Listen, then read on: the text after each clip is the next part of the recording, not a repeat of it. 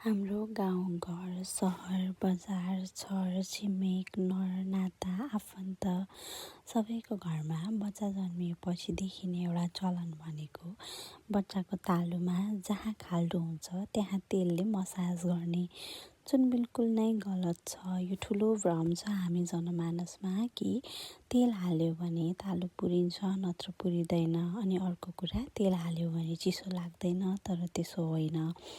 त्यहाँ जुन खाल्डो छ त्यहाँभित्र एउटा नसा हुन्छ जहाँ रक्त सञ्चार भइरहेको हुन्छ। त्यहाँ हामीले तेल लाउँदा मसाज गर्दा अलिक प्रेसर पर्यो भने त्यो नसामा असर पर्छ र बच्चाको स्वास्थ्यमा असर पर्न सक्छ। त्यसैले त्यो नाजुक ठाउँमा नचलाएको धेरै राम्रो। र त्यहाँ तेल हाले तालु पुरिने र नहाले तालु नपुरिने भन्ने पनि एकदम गलत हो। र तेल हाले चिसो नलाग्ने र नहाले चिसो लाग्ने भन्नु पनि भ्रम हो।